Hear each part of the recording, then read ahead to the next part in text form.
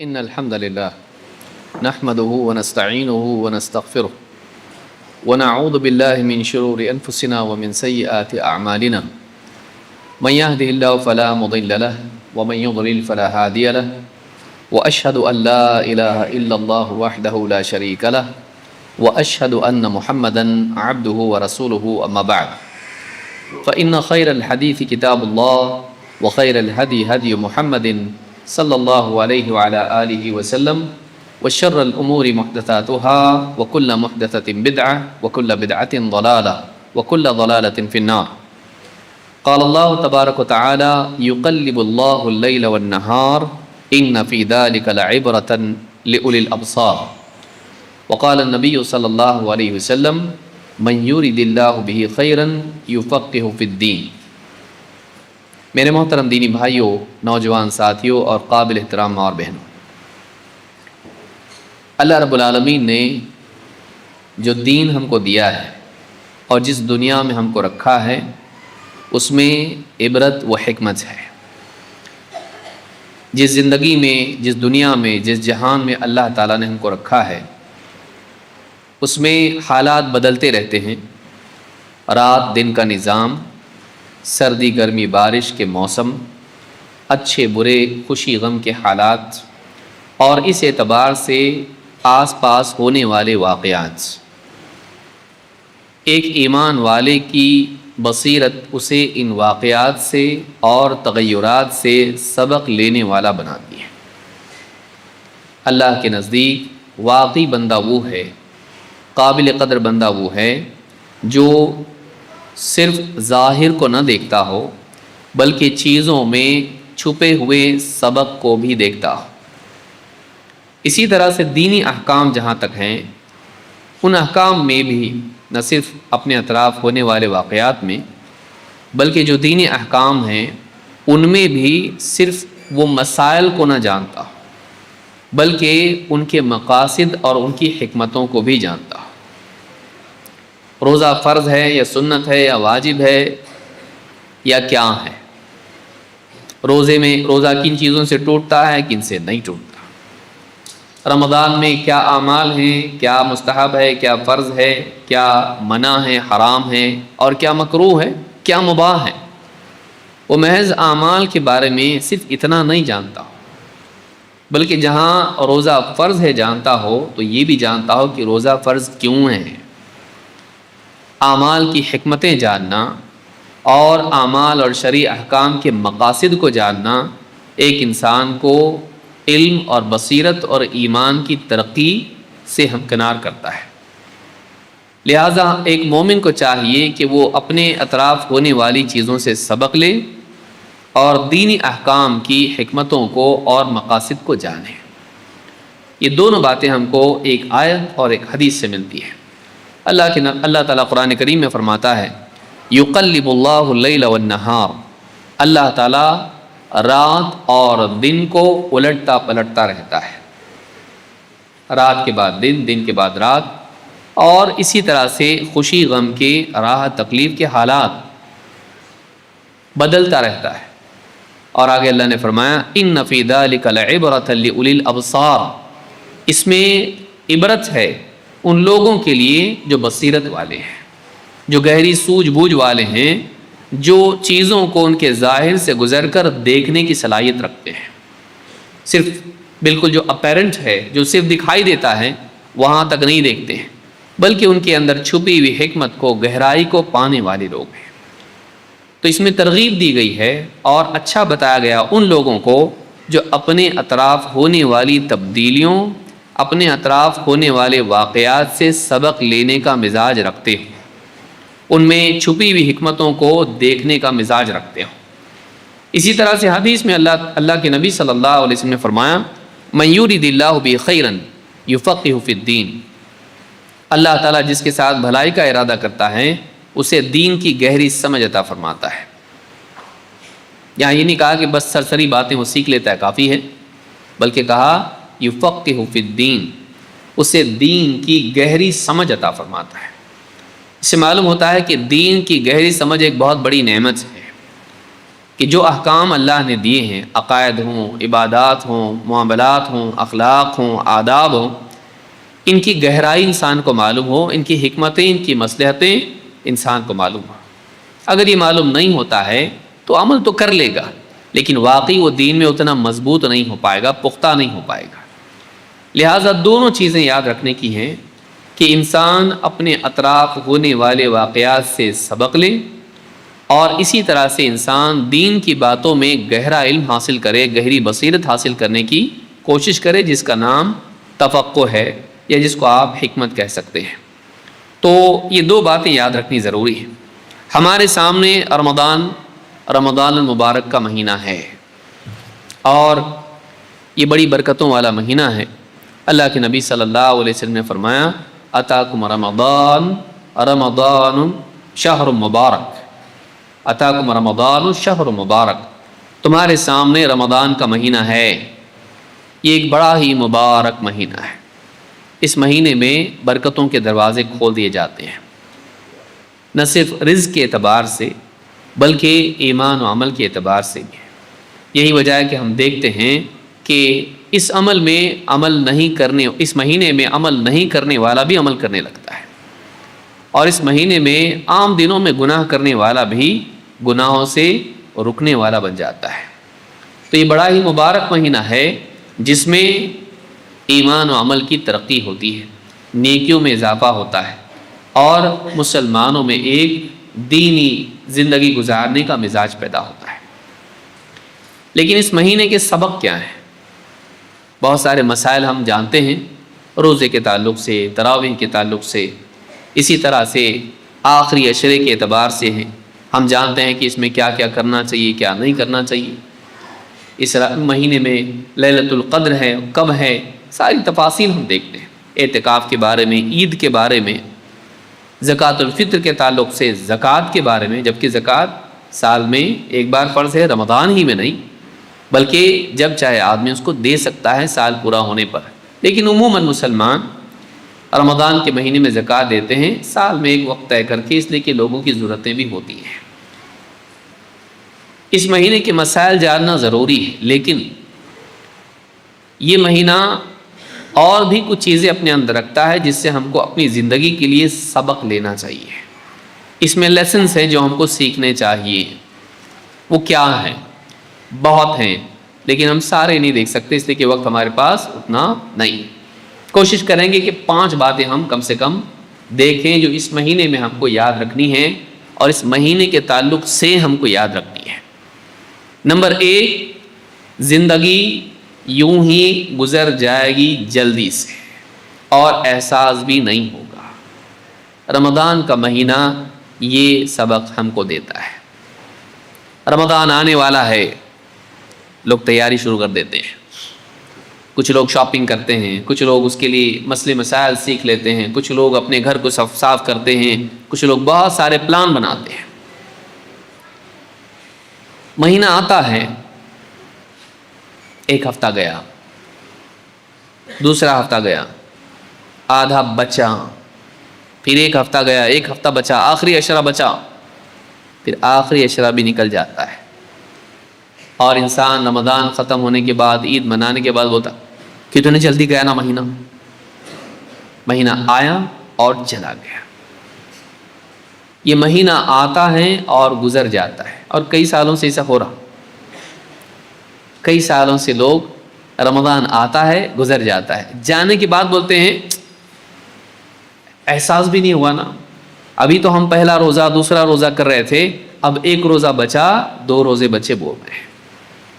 رمضان کا مہینہ آتا ہے اور خاموشی سے نکل جاتا ہے، جیسے ماں سو رہی ہے اور بچے کھیلنے کے لیے چپکے سے بھاگتے ہیں کہ معلوم نہ ہو۔ اسی طرح سے ہم بھی بعض اوقات غفلت کی نیند سو رہے ہوتے ہیں، اور رمضان کا مہینہ نکل جاتا ہے۔ اللہ تعالیٰ نے قرآن کریم میں فرمایا، یا ایھا الذین آمنوا کتب علیکم الصیام کما کتب علی الذین من قبلکم لعلکم تتقون ایاما معدودات۔ اے ایمان والو، تم پر روزے فرض کر دیے گئے جیسے تم سے پہلوں پر فرض کیے گئے تھے، تاکہ تم میں تقوی پیدا ہو۔ یہ گنتی کے کچھ دن ہیں، اللہ نے کیا فرمایا؟ ایام معدودات، بس گنتی کے کچھ دن ہیں. کبھی مہینہ 30 دن کا ہوتا ہے اور کبھی 29 دن کا ہوتا ہے. 30 29، اس سے کم بھی نہیں اور زیادہ بھی نہیں. نہ 28 فروری اور نہ 31 جنوری، نہیں، 30 یا 29. ایام معدودات، گنتی کے کچھ دن ہیں، بس آئے اور ختم ہو جائیں گے، معلوم بھی نہیں ہوگا. اور یہ بتاتا ہے کہ رمضان سے سبق لو، کیونکہ جیسے رمضان آ کے نکل گیا، زندگی بھی اسی طرح سے نکل جائے گی، اور آخرت میں افسوس ہوگا کہ ہم نے اپنی زندگی صحیح طور پر نہیں بتائی. ویسے ہی جیسے رمضان جانے کے بعد احساس ہوتا ہے کہ ہم رمضان میں وہ نہیں کر پائے، بہت پلان بنائے تھے، بہت سوچا تھا، لیکن دیکھو آیا گیا اور میں واقعی اس سے فائدہ نہیں اٹھا سکا.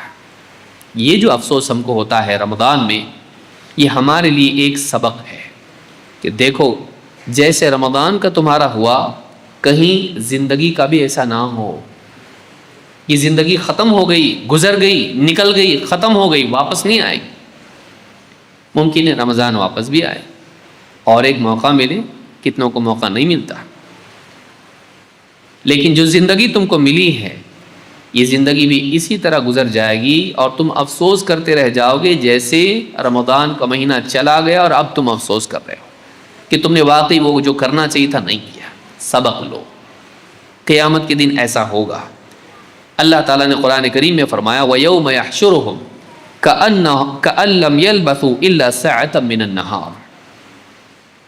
قیامت کے دن جب انہیں حشر میں جمع کیا جائے گا تو انہیں ایسا محسوس ہوگا كَأَن لَّمْ يَلْبَثُوا إِلَّا سَاعَةً مِّنَ النَّهَارِ، دن کا کچھ وقت، بس اتنی ہی زندگی تھی ان کی دنیا میں. دن بھر میں ایک تھوڑا سا 1-2 گھنٹہ جو ہوتا ہے، ایک ساعت ہوتی ہے، 12 میں سے ایک، بس اتنی ساعتوں میں سے ایک ساعت، ایک گھڑی نکل گئی، بس اتنی ہی زندگی تھی. کیونکہ آخرت کی کبھی نہ ختم ہونے والی زندگی جب وہ سامنے دیکھیں گے تو اپنی گزری ہوئی زندگی اس کے مقابلے میں دن کے تھوڑے سے وقت کے مطابق اتنی کم ان کو محسوس ہوگی. وَيَوْمَ يَحْشُرُهُمْ كَأَن لَّمْ يَلْبَثُوا إِلَّا سَاعَةً مِّنَ النَّهَارِ، کہ قیامت کے دن جب انہیں حشر میں جمع کیا جائے گا تو انہیں ایسا محسوس ہوگا کہ بس ایک پورا دن بھی نہیں، پورا دن بھی نہیں، دن کا بس ایک تھوڑا سا حصہ وہ دنیا میں گزار کے آئے ہیں. یہ سورہ یونس میں آیت نمبر 45 میں اللہ نے بات کہی، بلکہ اور کہا قال، اللہ پوچھے گا ان سے. نہ صرف یہ کہ ان کو محسوس ہوگا، بلکہ ان کو احساس دلایا جائے گا کہ آنے والی زندگی کتنی سامنے بڑی ہے، گزری بھی کتنی چھوٹی ہے. کاش کہ تم اس زندگی کو صحیح استعمال کرتے تو ہمیشہ والی زندگی میں پچھتاتے نہیں. قال کم لبثتم فی الارض عدد سنین، اللہ پوچھے گا ان سے زمین میں تم کتنے سال رہے. قال کم لبثتم فی الارض عدد سنین، زمین میں تم کتنے سال رہے ہو.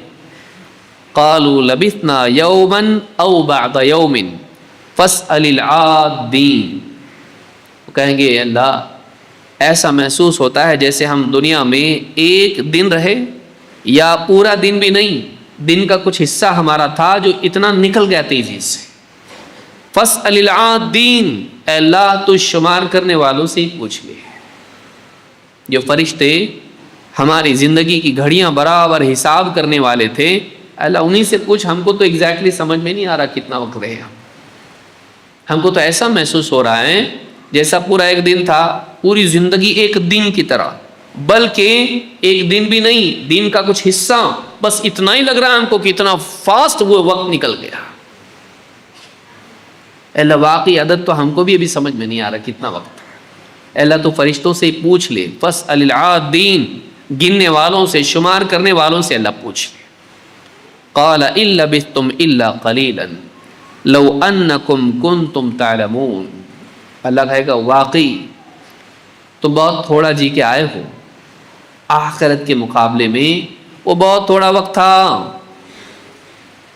لیکن اللہ فرمائے گا لو انکم کنتم تعلمون، کاش کہ تمہیں پہلے یہ چیز معلوم ہوتی. اس وقت دنیا کی زندگی میں تم کو محسوس ہوتا، تم سمجھتے، احساس ہو جاتا کہ یہ جو زندگی ہے تھوڑی ہے آخرت کے مقابلے میں، کاش اس وقت تمہاری سمجھ میں بات آتی ہے۔ اللہ تعالیٰ خود کہے گا اِن لبثتم الا قلیلا، تم تو بہت تھوڑا رہ کے آئے ہو وہاں پہ، ابھی تو پوری زندگی پڑی ہے، جیسا جیے ویسا بھگتنا اب سامنے ہے تمہارے۔ اِن لبثتم الا قلیلا لو انکم کنتم تعلمون، کاش کہ تمہیں پہلے بات سمجھ میں آتی، پہلے تمہیں معلوم ہوتا کہ واقعی آخرت کے مقابلے میں دنیا کی زندگی کتنی چھوٹی ہے۔ اور پھر اللہ فرمائے گا اَفَحَسِبْتُمْ أَنَّمَا خَلَقْنَاكُمْ عَبَثًا وَأَنَّكُمْ إِلَيْنَا لَا تُرْجَعُونَ، کیا تم اسی بھرم میں رہے، کیا تم نے یہ سمجھ لیا تھا اَفَحَسِبْتُمْ أَنَّمَا خَلَقْنَاكُمْ عَبَثًا، یہ جو زندگی گزار کے آئے تم، کیا تم یہ سمجھ بیٹھے تھے کہ ہم نے تم کو یوں ہی بے مقصد پیدا کر دیا ہے اور پلٹ کے تم کو ہمارے پاس نہیں آنا ہے حساب کے لیے؟ کیا تم کو واپس نہیں آنا ہے؟ وہیں رہو گے تم، وہیں کی تیاری کی، وہیں کی زندگی گزاری، وہیں کی موج مستیاں، وہیں کا سارا ساز و سامان جمع کرنے میں لگے رہے۔ کیا تم نے یہ سمجھ لیا تھا کہ ہم نے تم کو بے مقصد پیدا کیا ہے، یہی انجوائے کرو، کوئی گول نہیں، کوئی پرپز نہیں، کوئی سیریس مقصد نہیں تمہاری زندگی کا؟ اور کیا تم نے یہ سمجھ لیا تھا کہ تم وہیں رہو گے، پلٹ کے ہمارے پاس نہیں آؤ گے؟ کیا یہ سمجھ رہے تھے تم؟ غلط سمجھے۔ اگر تم نے سمجھا تھا تو تم نے غلط سمجھا تھا۔ تمہاری تخلیق کا ایک مقصد تھا، تمہارا امتحان ہو رہا تھا، کون اچھا جیتا ہے، کون اچھا نہیں جیتا، کون اپنی آزادی کا صحیح استعمال کرتا ہے اور کون اپنی آزادی کا غلط استعمال کر کے دنیا میں گناہوں کی زندگی انجوائے کرتا ہے، دندناتا پھرتا ہے۔ اَفَحَسِبْتُمْ أَنَّمَا خَلَقْنَاكُمْ عَبَثًا وَأَنَّكُمْ إِلَيْنَا لَا تُرْجَعُونَ، کیا تم نے سمجھا تھا کہ پلٹ کے نہیں آؤ، وہیں رہو گے، مر کے مٹی ہو جاؤ گے، قبر میں بس ختم ہو جاؤ گے، ساری کہانی ختم، واپس اٹھایا نہیں جائے گا، جواب نہیں دینا ہے اللہ کے پاس، حساب نہیں ہوگا زندگی کا، کیسا جیا، کیا کیا، کیوں کیا، نہیں ہوگا۔ اگر تمہارا گمان تھا تو غلط گمان تھا۔ اب دیکھو، اب پچھلی زندگی تم کو ایک دن کے جیسی لگ رہی ہے، ختم، اتنا چھوٹا وقت لگ رہا ہے تم کو، سارا انجوائمنٹ ختم، گیا وہ، ختم ہو گیا۔ اب کیا؟ اب اتنی بڑی زندگی جو کبھی ختم نہیں ہونے والی زندگی اب تمہارے سامنے ہے، اب ویسا جیسا جیے تھے ویسا بھگتنا ہے تم کو، اپنی زندگی اس کو بھگتنا ہے تم کو۔ تو یہ جو آیتیں ہیں یہ بتاتی ہیں کہ قیامت کے دن جو لوگ دنیا سے جائیں گے اور اٹھائے جائیں گے، ان کو وہ جو وقت زندگی کا دنیا کا ہوگا ایسا لگے گا ایک دن کے جیسا فوراً نکل گیا، ساری زندگی نکل گئی یوں سے، احساس بھی نہیں ہوا کہ اتنے جلدی نکل گئی۔ اور وہاں جا کے آدمی پچھتائے گا، لیکن وہاں پچھتانا کام نہیں آئے گا۔ رمضان ہم کو یہ سبق دیتا ہے، جیسے رمضان گزر گیا احساس نہیں ہوا، زندگی بھی گزر جائے گی ایسے، تو سبق لیں بعد میں، جیسے تو آج پچھتا رہا ہے رمضان ختم ہونے کے بعد، قیامت کے دن کہیں تو پچھتانے والوں میں شامل نہ ہو جائے۔ ابھی اپنی اصلاح کر لیں، ابھی اپنی زندگی کو ریسٹرکچر کر، اپنی زندگی کا خاکہ بنا، اپنی زندگی کو صحیح کر، اپنی زندگی میں سے برائیاں نکال، اس میں خیر لاں، اپنے وقت کی قدر کر۔ رمضان کا پہلا سبق کیا ہے؟ ٹائم بہت فاسٹ نکل جائے گا زندگی کا، جیسے رمضان تیزی سے نکل جاتا ہے۔ وقت کی قدر کر، فائدہ اٹھا لیں، کل واپس وقت ملنے والا نہیں ہے۔ اسی لیے اللہ کے نبی صلی اللہ علیہ وسلم فرماتے ہیں اغتنم خمسا قبل خمس، 5 چیزوں سے پہلے 5 چیزوں کو غنیمت جانو، 5 چیزوں کے ہونے سے پہلے 5 چیزوں سے فائدہ اٹھا لو، صحیح یوٹیلائز کر لو۔ شبابک قبل حرمک، اپنی جوانی کی قدر کر لو بڑھاپا آنے سے پہلے۔ بڑھاپے میں بہت کچھ تم نہیں کر پاؤ گے، جوانی میں کر سکتے ہو نیک کام، بڑھاپے میں تمہاری صحت خراب ہو جائے گی، تم نہیں کر پاؤ گے۔ وصحتک قبل سقمک، اپنی صحت مندی کی قدر کر لو بیماری آنے سے پہلے، شوگر ہو گیا، بی پی ہو گیا، یہ ہو گیا، بلکہ بعض اوقات بڑی بیماری ہو گئی، اب چاہ کے بھی بہت کچھ نہیں کر سکتا۔ تو وصحتک قبل سقمک، بیماری سے پہلے صحت مندی کی قدر کر لو. وغناک قبل فقرک، وغناک قبل فقرک، محتاجی سے پہلے مالداری کی قدر کر لو. آج جو پیسوں سے تو نیکیاں کر سکتا ہے، کل اگر غربت آ گئی تو بہت ساری نیکیاں تو نہیں کر پائے گا. نیت پر اجر مل سکتا ہے، 10 گنا نہیں ہوگا. نیت پر اجر مل سکتا ہے، آدمی بولتا ہے نیت تو کر لوں گا، ٹھیک ہے وہ ثواب تو مل جائے گا. ہاں لیکن آج تیرے پاس پیسہ ہے، وہ نیکیاں جو پیسوں سے کی جا سکتی ہیں تو اگر کر لیں تو ایک نیکی کا 10 گنا ثواب ملتا ہے، اور 700 سے زیادہ بھی مل سکتا ہے. آج مل سکتا ہے. خالی نیت پر صرف ایک ملتا، 10 گنا نہیں ہوتا. اب تیری مرضی، خالی نیت پر ایک چاہیے یا نیکی کر کے 10 سے 700 تک چاہیے، تیری مرضی. تو مال والا سوچے کہ مال کہاں خرچ کر رہا ہے. وَغِنَاكَ قَبْلَ فَقْرِكَ وَفَرَاغَكَ قَبْلَ شُغْلِكَ، اپنے خالی وقت، فارغ وقت کی قدر کر مشغول ہونے سے پہلے. آج فری ہے، ٹائم ہے، چھٹی کا دن ہے، چھٹی کے دن ہیں، خالی وقت ہے، زیادہ ذمہ داریاں نہیں ہیں. کل کو ذمہ داریاں زیادہ آئیں گی، وقت مشکل ہو جائے گا، تنگ ہو جائے گا، کام بڑھ جائیں گے، مشکلات آئیں گی. ایسے وقت میں جب وقت کم رہے گا تو بہت کچھ کرنا چاہے گا لیکن نہیں کر پائے گا. وقت نہیں. خالی وقت میں فضولیات میں اپنے وقت کو ضائع مت کر. کتنے لوگ ہیں خالی وقت میں بیٹھ کر موبائل فون میں لگے رہتے ہیں. کوئی گیم کھیل رہا ہے، کوئی بےہودہ ویڈیو دیکھ رہا ہے، ٹائم پاس کر رہا ہے، کوئی فلمیں دیکھ رہا ہے، کوئی کیا کر رہا ہے. خالی وقت ہے، خالی وقت کا غلط استعمال. کل کو جب تو کرنا بھی چاہے گا تیرے پاس وقت نہیں ہوگا، اتنا بزی ہو جائے گا، تو اتنی ذمہ داریاں آ جائیں گی کہ تو چاہ کے بھی نہیں کر پائے گا. کتنے لوگ ہیں آپ دیکھیے، بہت چاہتا ہوں یہ کروں، یہ کتاب پڑھوں، دینی مجالس میں آؤں، یہ کروں، بیٹھ کے عبادت کروں، ذکر تلاوت کروں، بہت چاہتا حفظ کروں، ٹائم ہی نہیں، کیا کروں. بولتے بولتے بولتے صبح کی شام ہو جاتی ہے. انسان کی بچپن سے جوانی اور جوانی سے بڑھاپا آ جاتا ہے. پھر جب بڑھاپا آ جاتا ہے نہیں کر پاتا، چاہ کے بھی نہیں کر پاتا. صحت نہیں، وقت ہوتا ہے صحت نہیں ہوتی. بعض اوقات صحت ہوتی ہے وقت نہیں ہوتا ہے. زندگی یوں ہی نکل جائے گی. وَحَيَاتَكَ قَبْلَ مَوْتِكَ، اور اپنی زندگی کی قدر کر موت سے پہلے. مرنے کے بعد کچھ کرنے کی اپرچونٹی نہیں. چاہے گا تو کرنا، چاہے گا. مرنے کے بعد آدمی چاہتا ہے اللہ دنیا میں واپس بھیج. ربنا ابصرنا وسمعنا فرجعنا نعمل صالحا انا موقنون. جہنمی جہنم میں کہیں گے، قیامت کے دن کہیں گے ربنا ابصرنا، اے ہمارے رب ہم نے دیکھ لیا اب سب، وسمعنا ہم نے سن لیا سب، کیا کرنا چاہیے تھا کیا نہیں کرنا چاہیے تھا، انجام کیا ہے دیکھ لیا، اور کیا کرنا چاہیے تھا، کیا غلط تھا، کیا صحیح تھا، سن لیا ہم نے.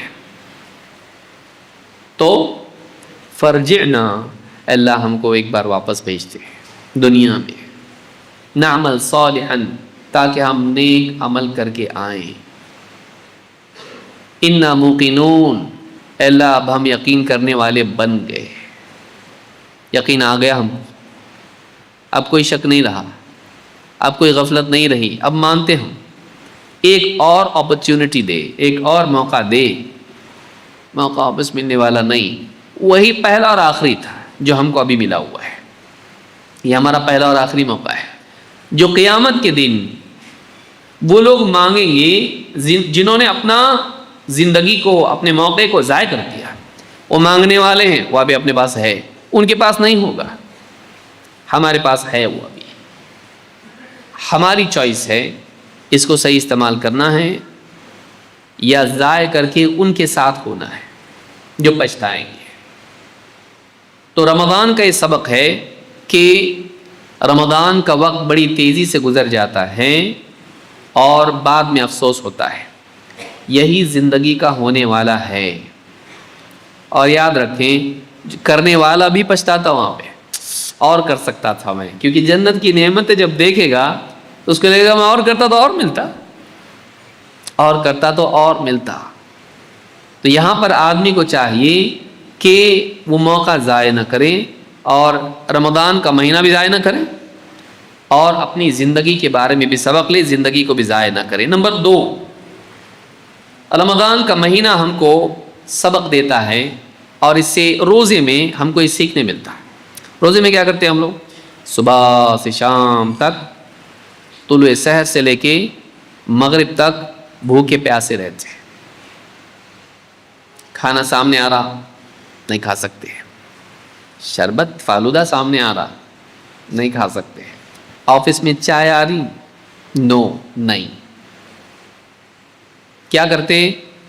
من کو مارو, صبر کرو, نہیں. کب تک؟ شام تو ہونے دے, ذرا تک شام ہونے دے, خالی سورج ڈوبنے دے, میرا سورج نکلے گا کھانے کا. ابھی کیوں نہیں؟ ابھی نہیں, ابھی صبر. کھانا کب ہے؟ کب تک؟ مغرب تک. مغرب ابھی ہونے والی ہے, زیادہ نہیں. یہاں سورج ڈوبا, یہاں ریسٹرکشنز ختم. پھر کیا ہے؟ پھر کھانے کی آزادی, لذت, پیاس جو ابھی گلے میں ہے ختم ہو جائے گی, بھوک جو پیٹ میں لگی ہے ختم ہو جائے گی. پھر ساری چیزیں اپنے رنگ میں دکھائی دیں گی. ابھی سب بلیک اینڈ وائٹ دکھ رہا ہے, ابھی ہم کو صرف صحیح دکھ رہا نہیں کچھ. جب کھا لیں گے اور تھوڑا سا دل بھر جائے گا تو سب صحیح ہو جائے گا. لیکن ابھی صبر کا وقت ہے, شام میں کھانا ہے ہم کو, شام تک رکنا ہے, ابھی نہیں کھا سکتے ہم. کیوں؟ اللہ نے منع کیا ہم کو. رمضان کا یہ جو سبق ہے یہ پوری زندگی کے لیے ہے. ایک روزہ صبح سے شام تک کا ہے اور ایک روزہ سمجھ آنے سے لے کے مرنے تک کا ہے. غلط کام کر, حرام کما, روزہ ہے. اسلام کا روزہ, تقوی کا روزہ نہیں کر سکتا میں. جھوٹ بول, چوری کر, زنا کر, شراب پی, غلط کام کر, غلط کما, نہیں کر سکتا میں. کیوں؟ انجوائے کرنا دنیا ہے, زندگی ہے, لائف ہے, یہ انجوائے کرنے کے لیے ہے. غلط انجوائے نہیں کر سکتا میں. جیسے روزے میں پنکھے کی ہوا میں تو بیٹھ سکتا, لیکن میں کھا نہیں سکتا گلا ٹھنڈا کرنے کے لیے, پی نہیں سکتا میں ٹھنڈا پانی. میں کلی تو کر سکتا ہوں لیکن میں حلق سے آگے پانی جانے دے سکتا نہیں, میرا روزہ ٹوٹ جائے گا. روزے کا سبق یہ ہے کہ صبح سے شام تک بس بھوکا رہ لے, افطار میں تجھ کو اللہ خوش کر دے گا. اللہ کے نبی صلی اللہ علیہ وسلم فرماتے ہیں, اور حدیث قدسی ہے, فرماتے ہیں یقول اللہ عز وجل الصوم لی وانا اجزی بہ. آپ فرماتے ہیں روزہ, اللہ تعالیٰ فرماتا ہے روزہ میرے لیے ہے اور میں ہی روزے کا بدلہ دوں گا. یہ روزے دار کے لیے شرف کی چیز ہے, باقی اجر بھی تو اللہ ہی دینے والا ہے, لیکن میں خصوصی طور پر میں اس کا اجر دوں گا. کتنا دوں گا نہیں معلوم. انما یوفی الصابرون اجرہم بغیر حساب, صبر کرنے والوں کو ان کا اجر بے حساب دیا جائے گا. اور روزہ صبر کی شان ہے, روزہ صبر ہے, تو اس کا کتنا اجر دیا جائے گا وہ اللہ ہی جانتا ہے. کتنا گناہ کر کے اللہ دے گا وہ اللہ ہی جانتا ہے. تو کہا روزہ میرے لیے ہے اور میں ہی اس کا بدلہ دوں گا. کیوں رکتا بندہ؟ اللہ کے لیے. کوئی نہیں دیکھنے والا ہو تب بھی نہیں کھاتا, نہیں دیکھنے والا ہو تب بھی نہیں پیتا, خالی کمرے میں بیٹھا ہوا اور کھانے کی چیزیں سامنے رکھ دی جائے تب بھی نہیں کھاتا. اللہ کے لیے روزہ میرے لیے اور میں اس کا بدلہ دوں گا.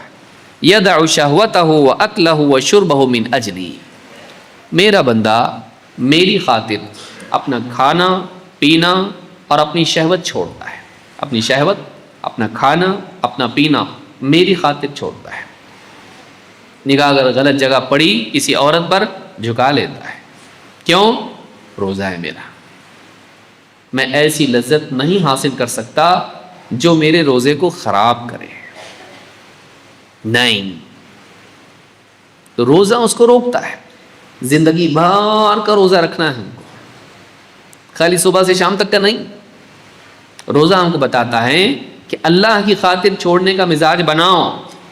اور والصوم جنہ، روزہ ڈھال ہے جہنم سے، روزہ ڈھال ہے. وللصائم فرحتان، فرحۃ حین یفطر وفرحۃ حین یلقى ربہ. روزے دار کے لیے دو خوشیاں ہیں، دو خوشیاں ہیں.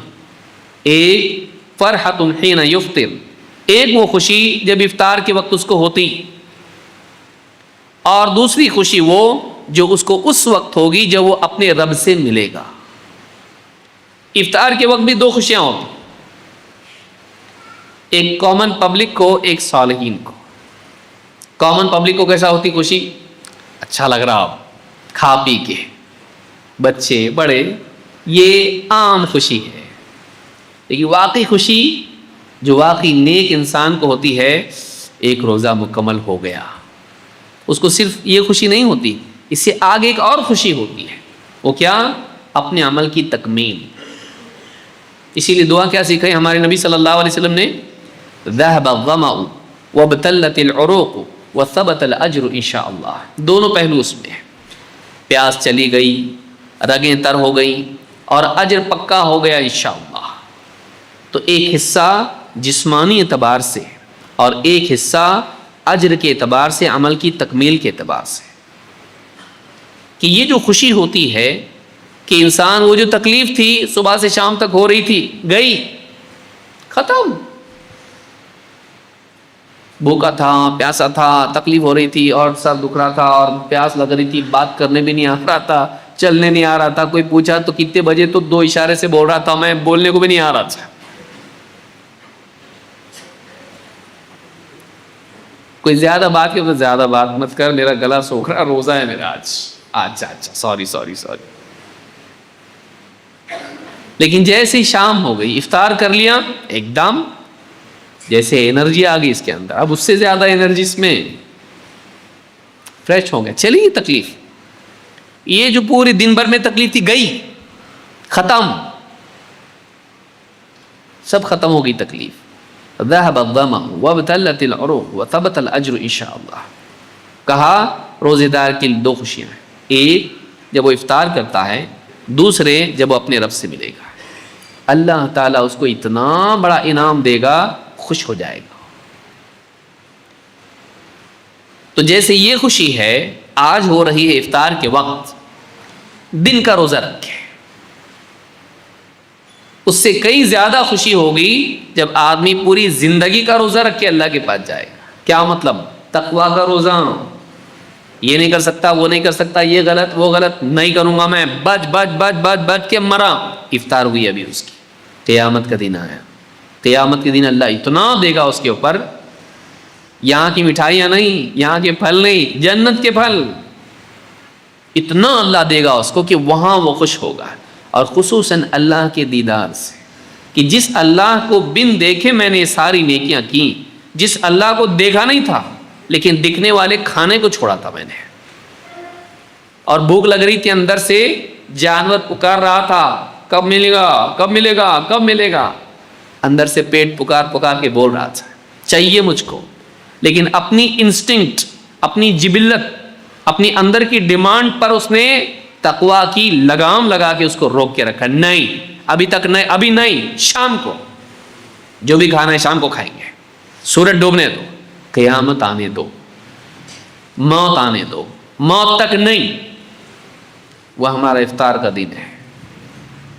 اس کے بعد قیامت کا دن جب آئے گا، پھر اللہ تعالیٰ ساری نعمتیں حلال کر دے گا. لَهُمْ مَا يَشَاءُونَ فِيهَا وَلَدَيْنَا مَزِيدٌ. جنت میں ان کے لیے وہ سب کچھ ہوگا جو چاہیں گے، اب کوئی رکاوٹ نہیں. یہاں کیا ہے؟ یہ نہیں کرنا، وہ نہیں کرنا، وہ نہیں کرنا، رکاوٹیں ہیں، منع اللہ کی طرف سے. یہ دنیا کا روزہ ہے. قیامت کے دن ختم، اب کوئی رکاوٹ نہیں، اب تم آزاد ہو، جو چاہے کرو، جو چاہے کرو. اسی لیے کہا قیامت کے دن اللہ تعالیٰ فرماتا ہے فَوَقَاهُمُ اللَّهُ شَرَّ ذَلِكَ الْيَوْمِ. اللہ تعالیٰ انہیں قیامت کے دن، اس دن کے سارے شر سے بچا لے گا. ساری تکلیف، شدت، پیاس اور ساری دھوپ اور ہر قسم کی پریشانی اللہ ان کو بچا لے گا. وَلَقَّاهُمْ نَضْرَةً وَسُرُورًا. دیکھیے خوشی یہاں ہو رہی نا افطار کی. قیامت کے دن اللہ کیا کرے گا؟ وَلَقَّاهُمْ نَضْرَةً وَسُرُورًا. اللہ تعالیٰ انہیں نضرتن تر و تازگی اور سرور خوشی عطا کرے گا. قتادہ رحمہ اللہ فرماتے ہیں وَلَقَّاهُمْ نَضْرَةً وَسُرُورًا نَضْرَةً فِي وُجُوهِهِمْ وَسُرُورًا فِي قُلُوبِهِمْ. اللہ تعالیٰ انہیں تر و تازگی اور خوشی عطا کرے گا. قتادہ رحمہ اللہ کہتے ہیں کہ ان کے دلوں میں خوشی اور چہروں پر تر و تازگی عطا کرے گا. اللہ تعالیٰ ان کے دلوں کو ایسی خوشی دے گا کہ ان کے چہروں پر اس کے آثار نمایاں ہوں گے. چہرے رونق سے بالکل ایک دم تر و تازہ ہو جائیں گے. کن کے؟ جنہوں نے دنیا میں اللہ کی خاطر صبر کیا. جنہوں نے دنیا میں اللہ کی خاطر صبر کیا. کیوں؟ وَلَقَّاهُمْ نَضْرَةً وَسُرُورًا. انہیں اللہ تعالیٰ تر و تازگی اور خوشی سے نوازے گا. وَجَزَاهُمْ بِمَا صَبَرُوا جَنَّةً وَحَرِيرًا.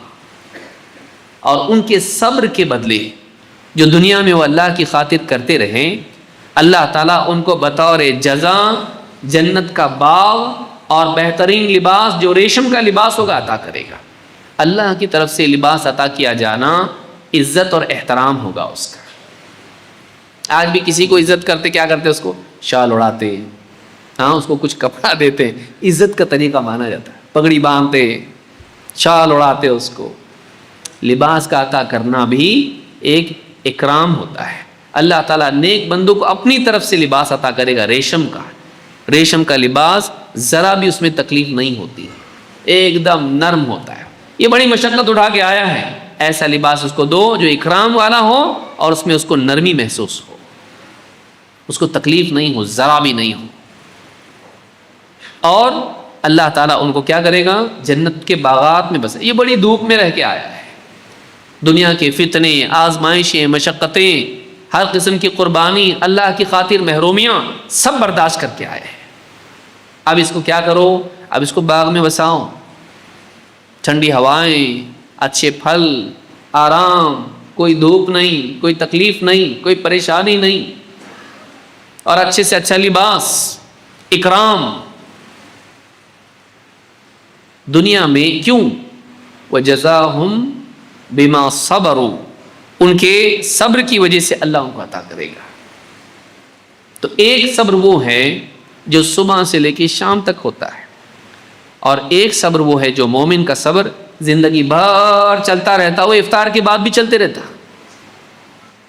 کیا ہے؟ روزے میں عورتوں کو نہیں دیکھے گا, پرائی عورتوں کو روزے کے بعد دیکھے گا. ایمان والا ایسا نہیں کرتا ہے. واقعی متقی جو بڑے صبر والا ہیں, بڑے صبر والا, وہ افطار کے بعد بھی صبر کرتا ہے. وہ گالی سے روزے میں بچ رہا ہے روزے کے لیے, روزے کے بعد بھی بچتا ہے, کیونکہ وہ روزے میں تو غلط تھی, زیادہ غلط تھی, روزے کے بعد بھی غلط ہے, حلال نہیں ہوئی وہ. تو یہ جو صبر ہے یہ زندگی بھر کا ہے. اس صبر کی بنیاد پر اس سے زیادہ خوشی ملنے والی ہے جو اللہ تعالیٰ اس کی پوری زندگی بھر کے صبر کے بدلے اس کو عطا کرے گا. اس لیے کیا کہا؟ روزے دار کے لیے, کیونکہ روزہ ایک نمائندہ ہے تقویٰ کا اور ذریعہ بھی ہے تقویٰ کا, کہ دن بھر کی ٹریننگ ہے اس کو. دیکھ, دن بھر بھوکا رہا نا تو, شام میں افطار ملی نا, زندگی بھر ایسا تو بھوکا رہے گا حرام سے, چاہے گا تیرا نفس بھوکا رہے تو, جنت میں اللہ تعالیٰ اس سے بہتر افطار کرائے گا تجھ کو. یہ سبق ہے روزے کا, کہ تھوڑا سا ٹائم ہے, صبح سے شام تک رک جا, اس کے بعد پھر مزہ ہی مزہ ہے. زندگی میں مرنے تک رک جا, یہ زندگی بہت تھوڑی ہے, ختم ہو جائے گی, اس کے بعد مزہ ہی مزہ ہے جنت میں.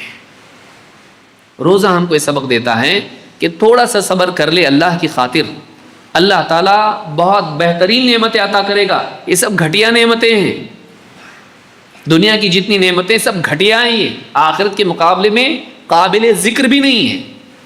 اتنی گھٹیا ہیں کہ اس کا موازنہ کرنا بھی مناسب نہیں ہے, اس کے سامنے رکھی بھی نہیں جا سکتی آخرت کی نعمتوں کے مقابلے میں. لیکن چونکہ تجھ کو نعمت کا تعارف ہونا چاہیے, اس لیے تجھ کو دنیا میں دی گئی ہے, تاکہ تعارف ہو, پہچانے تو صحیح نعمت کس کو کہتے ہیں. لذت اگر معلوم ہی نہ ہو تو بڑی لذت کی طلب کیسے کرے گا؟ کہ لذت کا کچھ نہ کچھ احساس تو اس کو دنیا میں ہونا چاہیے. تب جا کے اعلیٰ لذت کے لیے کر سکتا ہے۔ تو روزے کا سبق یہ ہے کہ دنیا کی زندگی میں تھوڑا سا صبر کر لیں، جیسے روزے کی حالت میں تھوڑا سا صبر کر لیتا ہے، روزہ ختم ہوتے ہی نعمتیں اللہ تیرے لیے حلال کر دے گا، ویسے ہی مرنے کے بعد جنت میں جانے کے بعد اللہ ساری نعمتیں تیرے لیے حلال کر دے گا۔ نمبر 3، روزے کا اصل مقصد تقوی کی تربیت ہے۔ روزے کا سبق کیا ہے؟ رکنے کا مزاج۔ روزے میں رکنا آسان ہو جاتا ہے، روزے کے بعد نہیں ہوتا ہے۔ کیوں؟ روزے میں آدمی سوچتا میرا روزہ ٹوٹ جائے گا، میں نے کھا لیا پی لیا غلط کام کر لیا، روزہ ٹوٹ جائے گا، یا کم از کم روزہ میرا خراب ہوگا۔ آدمی کیا کرتا ہے؟ روزہ ہے، غصہ آتا، دیکھ روزہ ہے میرا ورنہ میری منہ زبان سے گالی نکل جائے گی، روزہ نہیں ہوتا نا دیکھ بہت سناتا تجھ کو۔ روزہ اس لیے روکا رہا۔ کاش کہ روزے کا احساس صرف افطار تک باقی نہ رہے، کیونکہ روزہ اصل چاہتا کیا ہے؟ روزے کا اصل مقصد کیا ہے؟ تیرے اندر سیلف کنٹرول پیدا ہو۔ جیسے روزے میں اچھا نہیں ہوتا میرے سے کنٹرول، روزے میں کیسا ہوتا؟ روزے میں ہوتا نا۔ کتنے گالی دینے والے روزے میں نہیں دیتے، کتنے نگاہوں کی حفاظت نہیں کرنے والے روزے میں کر لیتے ہیں، کتنے غلط کام کرنے والے روزے میں رکے رہتے ہیں، سگریٹ بیڑی تمباکو والے آپ دیکھیے روزے میں رکے رہتے ہیں، میرے کو اس کے بغیر نہیں چلتا، ہاں روزے میں رک جاتا، لیکن ہاں جیسے افطار ہوتی بیت الخلاء کے پاس ساری پوری فوج ملتی وہاں پہ مسجد کے باہر، سارے آپس میں شیئرنگ از کیئرنگ، ہاں چلتا وہاں پہ۔ لیکن اب بتائیے تو اب نہیں رک سکتا نا، روزے میں کیسا رکا تو روزے میں رک پایا کہ نہیں رک پایا؟ رکا تو رک سکا۔ عام حالات میں تو نہیں رک سکتا ہے، روزے کے احساس نے کہ میرا روزہ خراب ہوگا، اس احساس سے تو رک سکا، تیرے لیے ممکن ہوا ہو۔ کیوں نہ تو یہ نیت کر لے کہ زندگی بھر کا میرا روزہ ہے، میرا روزہ خراب ہوگا، ہاں میرا دین خراب ہوگا، میرا دین خراب ہوگا، میرا تقوی خراب ہوگا، میری آخرت خراب ہوگی، اللہ کے ہاں میری تصویر خراب ہوگی، اللہ نہیں پسند کرے گا اس کو کہ مجھے اس حال میں دیکھے۔ عمر بن خطاب رضی اللہ تعالیٰ کہتے تھے حاسبوا انفسکم قبل ان تحاسبوا وتزینوا للعرض الاکبر، اپنا محاسبہ کرو اس سے پہلے کہ اللہ کے ہاں تمہارا محاسبہ کیا جائے، اپنا حساب کر لو اس سے پہلے کہ اللہ کے ہاں تمہارا حساب ہو۔ وَتَزَيَّنُوا لِلْعَرْضِ الْأَكْبَرِ، اور بڑی پیشی کے لیے اپنے آپ کو تیار کرو۔ یہاں لوگوں کے سامنے جاتے ہو تو اچھے لباس میں اچھے حال میں جاتے ہو، تم ان کا لحاظ کر رہے ہو، اللہ کا، اللہ کے پاس اللہ کے سامنے بھی تو پیش ہونا ہے، ایسے حال میں پیش ہو کہ اچھا حال ہو، تمہارا تقوی داغدار نہ ہو، تمہاری دینداری پھٹی ہوئی نہ ہو، جیسے تمہارا لباس تم پسند نہیں کرتے کہ اس میں داغ ہو، پھٹا ہوا ہو۔ وَلِبَاسُ التَّقْوَى ذَلِكَ خَيْرٌ، تقوی کا لباس زیادہ بہتر ہے، لباس تقوی کا نمائندہ ہے۔ اسی لیے عمر بن خطاب رضی اللہ تعالیٰ عنہ جب لمبا لباس دیکھا اللہ کے نبی صلی اللہ علیہ وسلم نے خواب میں، صحابہ نے پوچھا اللہ کے رسول کیا تعبیر لیا آپ نے کہ حضرت عمر کا لباس بہت لمبا تھا کہ گھسٹ کے چل رہے ہیں؟ کہا دین، لباس دین ہے، جیسے اپنے لباس کو بچاتا ہے دین کو بچا، اللہ کے سامنے اچھے حال میں پیش ہونے کی سوچ۔ یہ جو روزہ ہے اس کا مقصد تقوی ہے۔ یہ روزہ اس لیے نہیں کہ تو صرف روزے میں رکے، روزہ اس لیے ہے کہ روزے کی بنا پر ٹریننگ لے کے زندگی میں رکے۔ روزہ اس لیے نہیں کہ بھائی اپنے کو رمضان میں غلط کام نہیں کرنا ہے، ہاں روزے کی حالت میں غلط کام نہیں کرنا ہے، ہاں ہماری سوچ یہ ہے رمضان کا مہینہ چل رہا، ذرا رک ہونے دے رمضان اس کے بعد، تو ہم لوگ یہ سمجھتے ہیں روزہ اور رمضان قید خانہ ہے، اس کے بعد ہم جیسے شیاطین آزاد ہو جاتے ہیں ہم بھی آزاد ہو جائیں گے۔ روزہ قید خانہ نہیں، روزہ تربیت ہے کہ تو ابھی سیکھ، اس میں دیکھ تو رک سکتا، اب یہ ٹریننگ لے، اپنے آپ کو اتنا کیپیبل بنا کہ تو روزے سے جب باہر نکلے تو بھی رکنے کی طاقت تیرے اندر رہے۔ یہ اصل مقصد ہے اس کا۔ کتب علیکم الصیام کما کتب علی الذین من قبلکم لعلکم تتقون، تم پر روزے فرض کر دیے گئے جیسے تم سے پہلوں پر فرض کیے گئے تھے، تاکہ تمہارے اندر رکنے کا مزاج پیدا ہو. یہی تقویٰ ہے. ایبسٹیننس، سیلف کنٹرول. جیسے تم روزے میں کنٹرول کر پاتے ہو. بھئی گھر کے اندر آدمی بیٹھا ہوا، افطار کا وقت ہو گیا، 10-15 منٹ پہلے بیٹھ گیا، دسترخوان وہ سب سجا دیا گیا اور سامنے سب کھانے پینے کی چیزیں ہیں. اس کا بچہ کوئی کھانے کی چیز کی طرف ہاتھ اٹھاتا، روزہ ہے اس کا، بچے کا بھی، کیا کرتا ہے؟ ہاتھ پکڑ لیتے، بیٹھے نہیں، اب بھوک لگ رہی بہت، نہیں، تھوڑی سی دیر رک جا، بس افطار ہو جائے گی، اس کے بعد کھانا ہے اپنے کو. یہ بھی اندر سے اس کو بھی پیاس لگی، کیونکہ آج دن بھر گاڑی پہ گھمائے وہ بزنس کے لیے، کسٹمر ڈھونڈتے ڈھونڈتے ڈھونڈتے تھک گیا ہے، یہاں تک سو رہا ہے، تلاوت بھی بڑی مشکل سے کر رہا ہے، اور جی چاہ رہا ہے صرف اذان ہونے تو دیکھو مجھ کو میری سپیڈ کیسی رہتی، بس رکاؤں میں اذان کی وجہ سے. جیسے اذان ہو گئی کھانا پینا شروع. کیوں رکائے؟ اللہ کی خاطر. اللہ نے منع کیا. ضرورت اندر سے ہے، اندر سے طلب ہے، طلب نہیں ہے ایسا نہیں، طلب شدت سے ہے، لیکن اس شدت کو، اس پر غالب ہونے والی چیز کیا ہے؟ اللہ کا خوف. میرا روزہ خراب ہو جائے گا، بھائی دن بھر بھوکا رہ کے فائدہ کیا؟ روزہ ٹوٹ جائے گا، اللہ کے ہاں گناہگار ہو جاؤں گا. یہ جو احساس ہے کہ میرا روزہ ٹوٹ جائے گا، اگر روزے کے بعد بھی ہم کو احساس ہو کہ میرا تقویٰ ٹوٹ جائے گا، جو کہ روزے کا مقصود ہے. کتنی عجیب بات ہے کہ وسیلے کو تو آدمی محفوظ رکھے اور غایت کو آدمی برباد کر دے. سمجھ رہے ہیں بات کو آپ؟ جو ٹریننگ ہے اس میں پابند تھا، ٹریننگ ہونے کے بعد آزاد ہو گیا، فائدہ کیا ہوا؟ جو ٹریننگ کا فائدہ کیا ہے؟ اور روزہ تربیت ہے تقویٰ کی، رکنے کی کیپیسٹی پیدا کرنے کا کورس ہے یہ اللہ کی طرف سے، کہ مہینہ بھر رک رک رک رک رکنے کی عادت پڑ جائے. حلال سے رک، حرام سے رکنا آزاد ہو جائے گا، آسان ہو جائے گا تیرے لیے. کھانا حلال، پینا حلال، بیوی سے قربت حلال. روزے میں اس سے رک رہا ہے جو حلال ہے. جو آدمی اللہ کی خاطر حلال چھوڑ سکتا ہے وہ اللہ کی خاطر حرام نہیں چھوڑ سکتا. ایسا کیسا مسلمان؟ تو اس نے روزے سے سبق لیا؟ نہیں.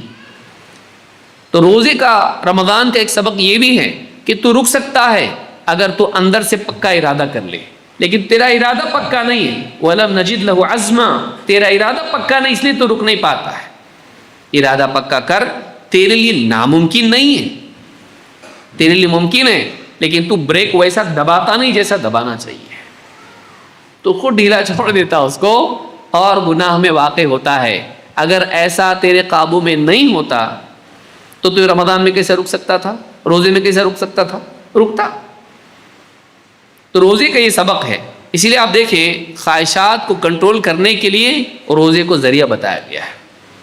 یا معاشر الشباب من استطاع منکم الباءۃ فلیتزوج، اے نوجوانوں تم میں سے جو نکاح کی استطاعت رکھتا ہے وہ نکاح کریں. بیوی کی ذمہ داری نبھانے کی کیپیسٹی اس کے اندر ہے، وہ نکاح کریں.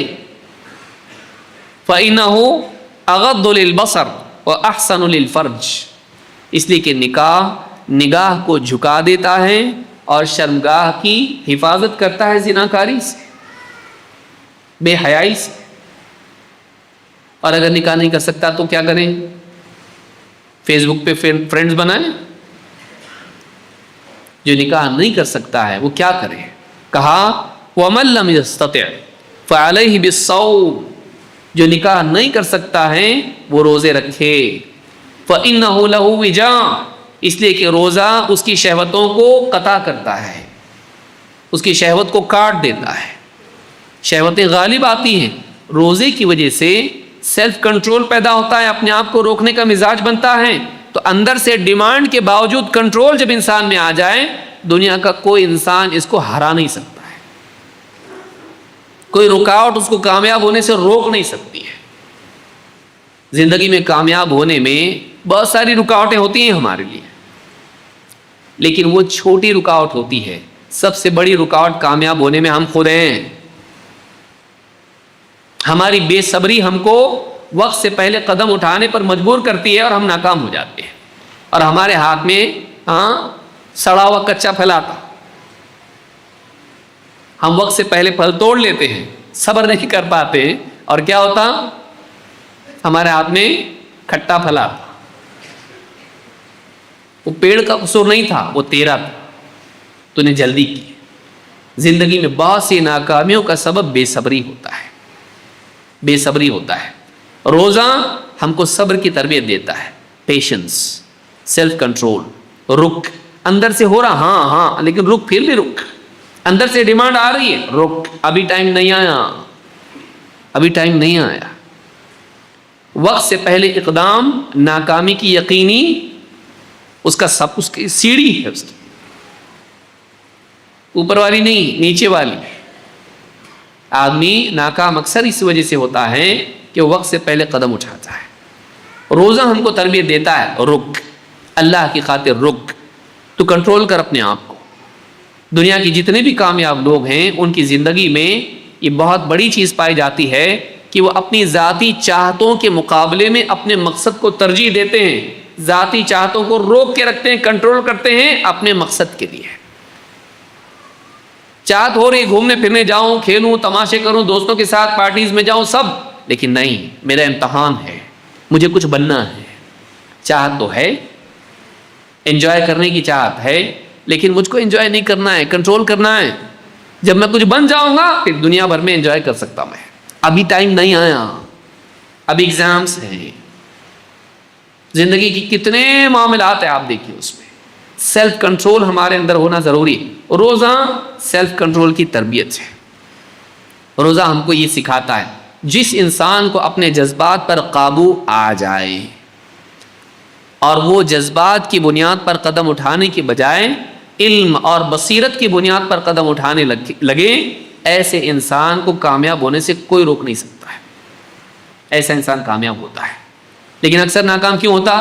اپنی گڑبڑ کی وجہ سے، صبر نہیں، اپنے جذبات پر قابو نہیں، اپنی خواہشات کو کنٹرول نہیں، ایسا آدمی ناکام ہو جاتا ہے، ایسا آدمی ناکام ہو جاتا ہے۔ نمبر 4، رمضان کا ایک سبق یہ بھی ہے کہ ماحول میں عمل کرنا آسان ہوتا ہے کہ نہیں؟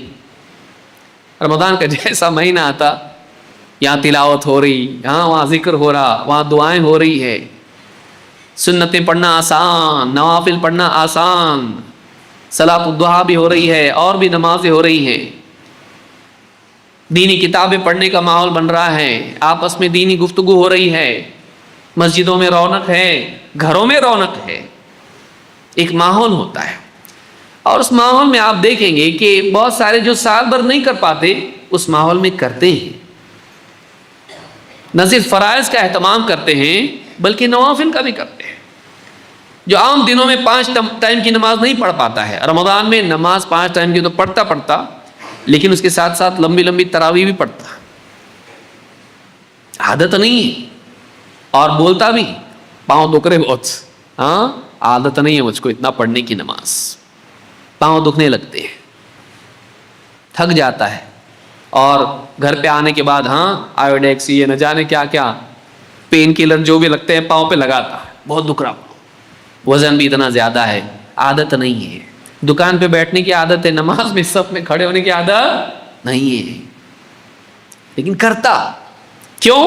ماحول بھی ہوتا ہے، اس میں جذبہ تو ہوتا ہی، لیکن ساتھ ہی ماحول اس کو دھکیلتا ہے۔ جیسے طواف میں آدمی کھڑا بھی ہو جائے تو اپنے آپ طواف ہو جاتا، آدمی طواف میں کھڑا ہو جائے بس پبلک برابر دھکا دے کے اس کو گھما کے لے کے آتی، کیونکہ ماحول میں آدمی کے لیے عمل کرنا آسان ہوتا ہے۔ جب سب کر رہے ہوتے ہیں تو اس کے لیے بھی آسان ہوتا ہے۔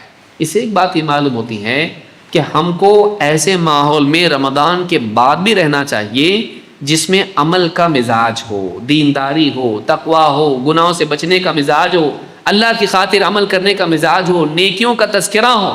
اگر اس ماحول میں ہم رمضان کے بعد بھی رہیں تو عمل کرنا آسان ہوگا۔ ہم لوگ کیا کرتے ہیں؟ رمضان میں آ جاتے، رمضان کے بعد بولتے رمضان ہو گیا، بائے بائے، مع السلامہ، نکل جاتے ہم لوگ یہ سمجھتے ہیں کہ رمضان تک کے لیے ہے، رمضان ختم ہم سلام کر کے نکل جاتے، نہیں، ہم کو رمضان کے بعد بھی اپنے آپ کو ایسے ماحول میں رکھنا چاہیے جو ہمیں عمل کرنے پر مجبور کرے. دینی مجالس، صالحین کی صحبت، مسجد سے جڑے رہنا، جہاں اچھے لوگ بیٹھ کے دینی بات چیت کرتے ہیں، نیک لوگ ان کے درمیان بیٹھنا، ماحول انسان پر اثر ڈالتا ہے. یہ رمضان ہم کو بتاتا ہے. ماحول کی وجہ سے مشکل کام بھی کرنا آسان ہو جاتا ہے. رمضان کا سبق ہے. مثال کے طور پر آپ دیکھیے، حنظلہ الاسیدی کہتے ہیں کننا عند رسول، میں کئی روایت کو جمع کر کے بیان کر رہا ہوں. کننا عند رسول اللہ صلی اللہ علیہ وسلم فوعظنا فذکر النار. اللہ کے نبی صلی اللہ علیہ وسلم کی خدمت میں ہم لوگ تھے، آپ نے ہم کو واعظ و نصیحت کی اور جہنم کا تذکرہ ہمارے سامنے کیا. قال ثم جئت الى البيت فضاحكت الصبيان ولاعبت المرأة. اس مجلس میں میں بیٹھا، جہنم کا تذکرہ آیا، رونا دھونا ہوا، دل ایک دم نرم ہو گیا. پھر گھر آیا، گھر آنے کے بعد میں اپنے بچوں کے ساتھ ہنسی کھیل میں لگ گیا اور بیوی سے بھی مذاق میں لگ گیا. قال فخرجت، پھر اچانک میں گھر سے نکلا. لقینی ابو بکر فقال کیف انت یا حنظلہ. ابو بکر صدیق رضی اللہ تعالیٰ مجھ سے ملے اور پوچھا اے حنظلہ کیا حال ہے؟ قال قلت نافق حنظلہ. میں نے کیا کہا؟ حنظلہ منافق ہو گیا. منافق کس کو کہتے ہیں؟ ظاہر میں کچھ ہو، باطن میں کچھ ہو. نبی صلی اللہ علیہ وسلم کے سامنے ایمان والوں کی مجلس میں نیک اور ایمان والا، تنہائی میں الگ، حالت میں ظاہر میں کچھ باطن میں کچھ. انہوں نے اپنے آپ کو یہ سمجھا وہاں تو کتنا دیندار بنا رہتا، روتا، ہاں اللہ کی یاد آتی، آخرت کی یاد آتی، وہاں کیسا. اور گھر پہ آ کے مذاق میں لگ گیا، وہاں جہنم پہ رو رہا ہے اور گھر پہ آ کے ہنستا ہے. رونا ہنسنا دیکھ، وہاں حالت کچھ، یہاں حالت کچھ. منافق ہو گیا. کنافق حنظلہ. قال سبحان اللہ ما تقول. کہا سبحان اللہ، کیا بات کرتے ہو؟ ابو بکر صدیق رضی اللہ عنہ کہا سبحان اللہ، ایسی کیسی بات کر رہے ہو؟ منافق ہو گئے، جان ہے مسلمان آدمی ہے، اچھا انسان ہے. کہا سبحان اللہ، ایسی کیسی بات کرتے ہو کہ منافق ہو گیا میں. قال قلت نكون عند رسول الله صلى الله عليه وسلم يذكرنا بالنار والجنة حتى كأن رأي العين، حتى كأن رأي عين. کہا کہ اللہ کے نبی صلی اللہ علیہ وسلم کی مجلس میں ہم ہوتے ہیں اور آپ اس مجلس میں جنت جہنم کا تذکرہ کرتے ہیں اور ہم کو ایسا محسوس ہوتا ہے جیسے ہم دیکھ رہے ہیں جنت جہنم کو، جیسے ہم جنت اور جہنم کو دیکھ رہے ہیں. فَإِذَا خَرَجْنَا مِنْ عِنْدِ رَسُولِ اللَّهِ صلی اللہ علیہ وسلم عَافَسْنَا الْأَزْوَاجَ وَالْأَوْلَادَ وَالضَّيْعَاتِ فَنَسِينَا كَثِيرًا. لیکن جب باہر نکلتے ہیں مسجد سے، اس مجلس سے باہر نکلتے ہیں، بیوی بچے اور اپنی تجارت اور گھر بار اس میں لگ جاتے ہیں اور سب بھول جاتے ہیں وہ جو اس مجلس میں ہوا تھا، ذہن سے وہ اوجھل ہو جاتا ہے. قال ابو بکر فواللہ انا لنلقى مثل هذا. اب ان کو کنونس کر رہے تھے ایسا نہیں ہے. جب انہوں نے بتایا ایسا ہوتا ہم کو، بولے ہاں ایسا تو ہم کو بھی ہوتا ہے، ایسا تو ہم کو بھی ہوتا ہے کہ اس مجلس میں ہماری کیفیت بہت ہائی لیول کی ہوتی ہے ایمانی اعتبار سے، گویا کہ ہم آنکھوں سے دیکھ رہے جنت جہنم کو، لیکن ہم بھی بیوی بچوں میں جاتے ہیں تو اس میں کھو جاتے ہیں اور وہ اثر ختم ہو جاتا ہے. تو ایسا تو ہم کو بھی ہوتا. تو ایک سے کتنے ہو گئے اب؟ دو. کہتے ہیں کہا کہ انطلق بنا الی رسول اللہ صلی اللہ علیہ وسلم. ابو بکر صدیق نے کہا چلو جا کے نبی صلی اللہ علیہ وسلم سے اس بارے میں پوچھتے ہیں، یہ تو بڑا مسئلہ ہو گیا، تو یہ سیریس معاملہ ہے. فانطلقت انا وابو بکر حتى دخلنا على رسول اللہ صلی اللہ علیہ وسلم. میں ابو بکر صدیق رضی اللہ تعالیٰ عنہ دونوں کے دونوں اللہ کے رسول صلی اللہ علیہ وسلم کی خدمت میں حاضر ہوئے. قلت نافق حنظلہ. میں نے اللہ کے رسول صلی اللہ علیہ وسلم کے پاس جا کے کہا اے اللہ کے رسول نافق حنظلہ تو یا رسول اللہ، اے اللہ کے رسول حنظلہ منافق ہو گیا ہے، حنظلہ منافق ہو گیا ہے. اپنا نام لے کے بول رہے ہیں حنظلہ منافق ہو گیا ہے. فقال رسول اللہ وما ذاک. اللہ کے رسول صلی اللہ علیہ وسلم پوچھا کیا ہوا کیا ہوا؟ قال قلت یا رسول اللہ نكون عندك نذكرنا تذکرنا بالنار والجنہ حتی کأننا رأی عین فإذا خرجنا من عندك عفسنا الازواج والاولاد والضیعات نسینا کثیرا. کہا کہ اللہ کے رسول ہم آپ کی مجلس میں ہوتے ہیں، آپ جنت جہنم کا تذکرہ کرتے ہیں تو اس سے ایسا محسوس ہوتا ہے جیسے ہم اپنی آنکھوں سے دیکھ رہے ہیں، لیکن پھر بیوی بچوں میں جاتے ہیں انہی میں کھو کے رہ جاتے ہیں اور سب بھول جاتے ہیں، وہ ساری کیفیت ہماری زائل ہو جاتی ہے. فقال ابو بکر وانا قد فعلت مثل ما فعل. ابو بکر صدیق رضی اللہ تعالیٰ نے بھی کہا اور اللہ کے رسول مجھ کو بھی ایسا ہوتا، یہ اکیلا نہیں ہے، میں بھی آیا ہوں، میرا بھی یہی حال ہے، میرا بھی. دیکھیے وہ فکر کرتے تھے، ذرا سی کیفیت بدل گئی وہ فکر کرتے تھے اپنے دل کی، ہماری کیا سے کیا کیفیت ہو جاتی ہے، پتھر جیسا ہو جاتا دل، احساس بھی نہیں ہوتا ہم کو. وہاں رو رہے تھے، گھر پہ آ کے ہنسنے لگے، یہ چینج نہیں، اتنا چینج بھی وہ برداشت نہیں کر رہے ہیں، اس کو بھی نفاق شمار کر رہے ہیں، اس کو بھی اپنی دینداری میں عیب ایمان کی خرابی شمار کر رہے ہیں، اتنی فکر ہے. ویسی جیسے ایک آدمی کو اپنے پاس جتنے پیسے ہوتے ہیں تھوڑے پیسے کم ہو گئے تو فکر ہو جاتی ہے ابھی اور کم ہوتے چلے جائیں گے، لیکن دینداری، ایمان، تقوی، کیفیت، اس کیفیت کا کھونا ان کو عیب محسوس ہوا کہ وہ فیلنگز جو وہاں پہ ہوتی وہ ظاہر نہیں ہونا چاہیے، وہ مجھ کو چاہیے، وہ چلی گئی میری فیلنگ تو میں کہیں منافق تو نہیں ہوں کہ چینج ہو گیا میں. ابو بکر صدیق رضی اللہ عنہ کہتے ہیں کہ اللہ کے رسول مجھے بھی ایسا ہوتا. فقال رسول اللہ صلی اللہ علیہ وسلم والذی نفسی بیدہ ان لو تدومون علی ما تکونون عندی وفی الذکر لصافحتکم الملائکۃ علی فرشکم وفی طرقکم. کہا اگر تمہاری ویسی حالت جیسی یہاں ہوتی ہے ہر وقت تمہاری ویسی حالت رہنے لگے تو تم سے فرشتے تمہارے بچھونوں میں اور تمہاری راستوں میں تم سے مصافحہ کرنے لگیں گے. کیا فرشتہ بننا چاہتے ہو؟ یعنی انسان ہے، اس کی حاجتیں ہیں، فرشتہ ہے اس کو کوئی ضرورت ہی نہیں ہے، وہ ہر وقت اس لیول پہ ہیں، ساری چیزیں دیکھ رہا ہے، اس کی نہ حاجت ہے نہ شہوت ہے نہ ضرورت ہے نہ کچھ ہے.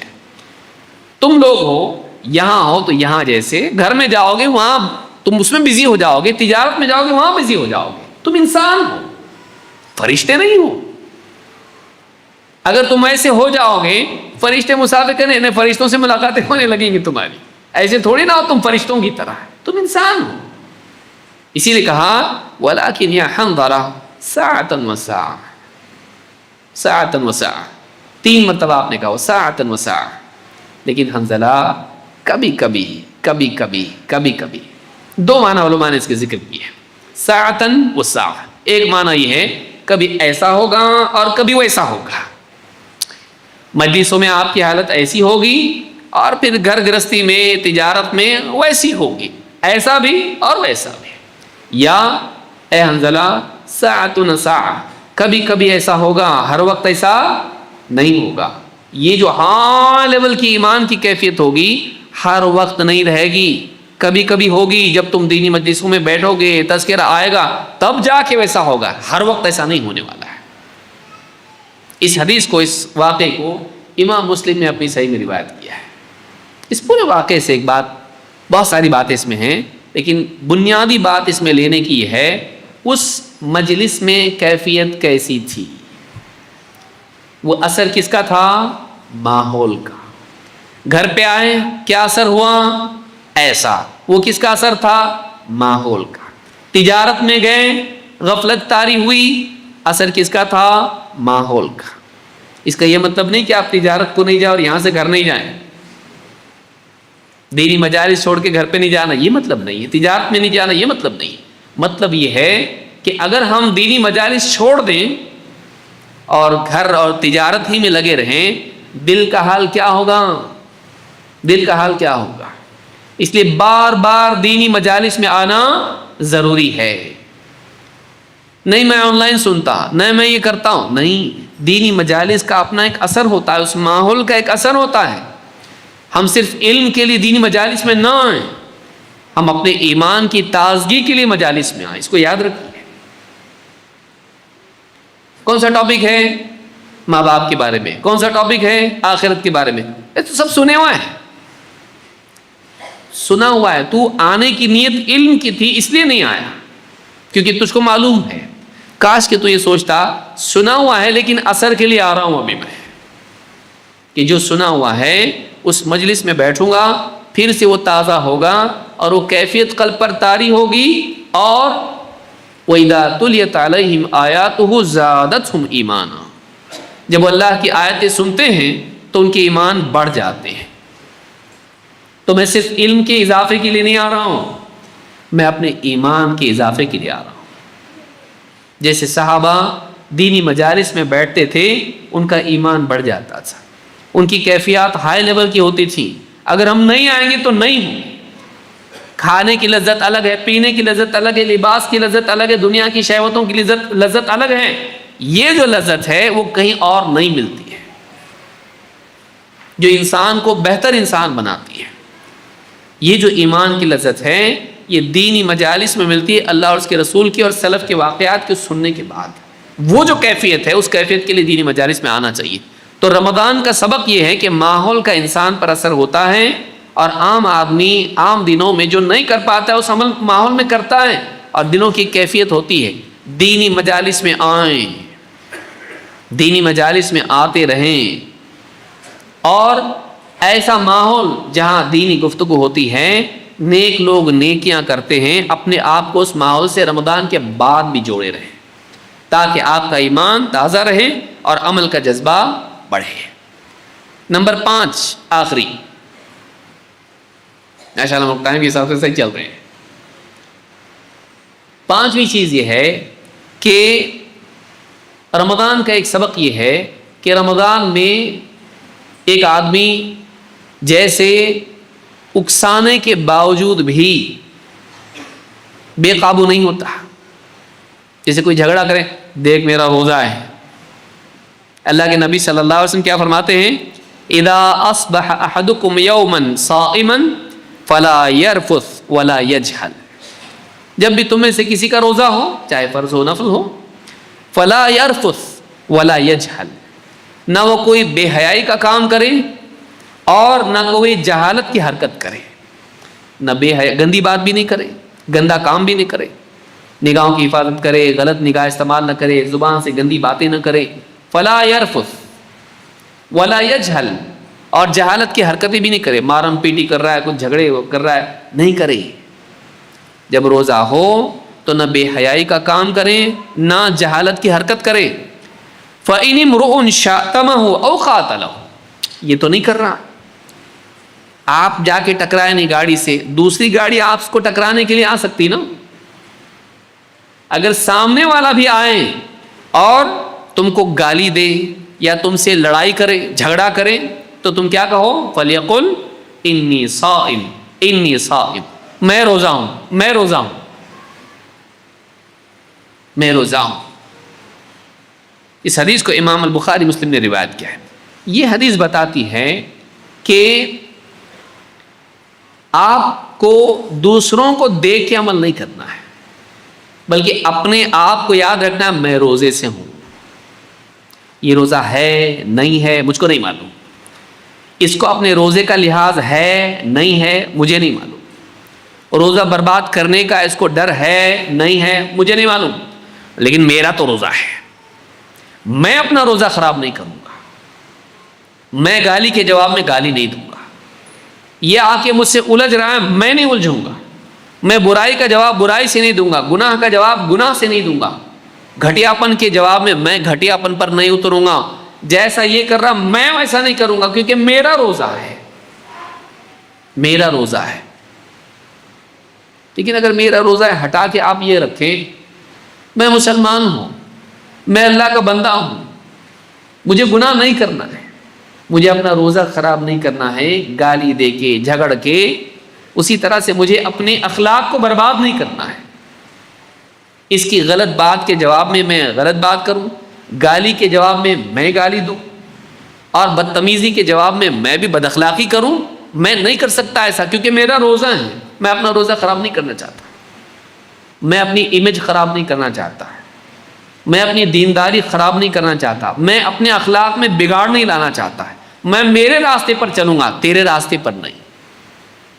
روزے کا سبق یہ ہے کہ روزہ دار جس طرح روزی کی حالت میں سامنے والے کو دیکھ کے نہیں چلتا، اپنی حالت کو دیکھ کے چلتا کہ میں روزے سے ہوں، میرے کو روزہ خراب نہیں کرنا ہے، یہ جیسا بھی کرے مجھ کو اس کے راستے پہ نہیں چلنا ہے، ویسے یہ بھی جوابی طور پر دوسروں کے راستے پر نہ چلے، وہ اپنا راستہ خود متعین کرے، وہ اپنے روزے کو ہمیشہ یاد رکھے، وہ دوسروں کو دیکھ کے ان کے جواب میں اینٹ کا جواب پتھر سے، تو ایک گالی تو میں 2 درجن، ہاں تو گالی دے کے چپ بیٹھ گیا، دیکھ اب میں چپ نہیں بیٹھوں گا، تو نے بدتمیزی کی، بد اخلاقی کی، اس سے زیادہ میں کروں گا نہیں، جیسے روزے میں آدمی نہیں کرتا ہے، روزے کے باہر بھی آدمی نہیں کرے، لوگوں کے اکسانے کے باوجود بھی اپنے آپ کو کنٹرول کرے جیسے روزے میں کرتا۔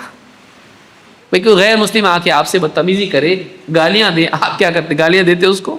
نہیں، آپ بولتے یہ بے وقوف ہے، اس کو نہیں معلوم ہے، اس کا تو روزہ ہے ہی نہیں، میرا روزہ ہے بھائی، اپنا روزہ خراب ہو جائے گا، اس کو دیکھ کے اس کے جواب میں ہم ایسا کریں گے جیسا یہ کر رہا ہے، ہم کر سکتے ہیں لیکن ہم نہیں کریں گے، کیوں؟ وہ روزہ نہیں، میرا روزہ ہے۔ یہ مینٹالٹی مسلمان کی ہونی چاہیے، اس کا روزہ ہے نہیں، میرا روزہ ہے، مجھے روزے کا لحاظ کرنا چاہیے، تو مجھے اپنے اخلاق کا، اپنے دین کا، اپنے تقویٰ کا لحاظ کرنا چاہیے، دوسروں کے جواب میں غصے میں آ کے میں قدم نہیں اٹھا سکتا۔ اللہ تعالیٰ قرآن کریم میں فرماتا ہے وَإِذَا سَمِعُوا اللَّغْوَ أَعْرَضُوا عَنْهُ وَإِذَا سَمِعُوا اللَّغْوَ أَعْرَضُوا عَنْهُ، جب وہ بے حیائی اور فضول سنتے ہیں، غلط بات سنتے ہیں، لغو بات سنتے ہیں، تو کیا کرتے ہیں؟ اعرضوا عنہ، اس کو اوائڈ کرتے ہیں، الجھتے نہیں، نظر انداز کر دیتے اس کو۔ وقالوا لنا اعمالنا ولکم اعمالکم، اور کہتے ہیں ہمارے لیے ہمارا عمل، تمہارے لیے تمہارا عمل ہے۔ کیا کہتے ہیں؟ ایک تو یہ کہ اس کو اگنور کرتے ہیں، جہالت کو اگنور کرتے ہیں، 2 کہتے ہیں ہمارے لیے ہمارا عمل، تمہارے لیے تمہارا عمل، ہم اپنے راستے پہ چلیں گے، تم اپنے راستے پہ چل رہے ہو، ہم تمہارے راستے پہ نہیں چل سکتے، ہمارا اپنا راستہ طے ہے، ہمارا اخلاق، ہمارا طریقہ، ہمارا طرز حیات طے شدہ ہیں، تم کو جیسا کرنا چاہے تمہاری مرضی، لیکن ہم وہی کریں گے جو ہمارا راستہ ہے۔ لنا اعمالنا ولکم اعمالکم سلام علیکم، تم پر سلامتی ہو۔ ہم بولیں گے تو کیسی بات بولیں گے؟ جو سلامتی والی ہو، جس میں بد اخلاقی اور بدتمیزی نہ ہو، اخلاقی حدود کو ہم پھلانگ نہیں سکتے۔ سلام علیکم لا نبتغی الجاہلین، ہم جاہلوں سے نہیں الجھتے، ہم جاہلوں سے الجھتے نہیں، ہم جہالت کی طلب بھی نہیں کرتے، جاہلوں سے الجھنے کی چاہت بھی نہیں رکھتے، پریکٹیکلی تو چھوڑو، ہمارے اندر بھی وہ چیز نہیں ہے۔ تو یہ جو آیت ہے سورہ قصص کی آیت نمبر 55 ہے، اس آیت سے معلوم ہوتا ہے کہ مسلمان کا اخلاق یہ ہوتا ہے کہ وہ دوسروں کو دیکھ کے نہیں چلتا، اس کا اپنا طے شدہ راستہ ہوتا ہے، جیسا دوسرے کریں گے میں ویسا کروں گا نہیں، میں جیسا مجھے کرنا چاہیے ویسا کروں گا، کیوں؟ کیونکہ میرا روزہ ہے، میرا زندگی بھر کا روزہ ہے، میں غلط راستے پر، بد اخلاقی کے راستے پر نہیں جا سکتا۔ تو یہ 5 سبق ہم نے رمضان کے آج سیکھے، جس کو ہم کو یاد رکھنا چاہیے۔ اللہ رب العالمین ہم سب کے بیٹھنے کو قبول فرمائیں، اور انشاءاللہ اس کے بعد بھی ایک مجلس ہے، شیخ فضیلۃ الشیخ انیس الرحمن الاعظمی المدنی حفظہ اللہ ہمارے درمیان تشریف فرما ہیں، آج ہماری مجلس میں آئے ہیں، تو انشاءاللہ عشاء کے بعد شیخ محترم کا خطاب ہوگا، تو آپ حضرات نماز سے فارغ ہو کر فوراً تشریف لائیں اور شیخ کی نصیحتوں سے اپنے ایمان کو تازہ کریں۔ اقول ھذا واستغفر اللہ لی ولکم۔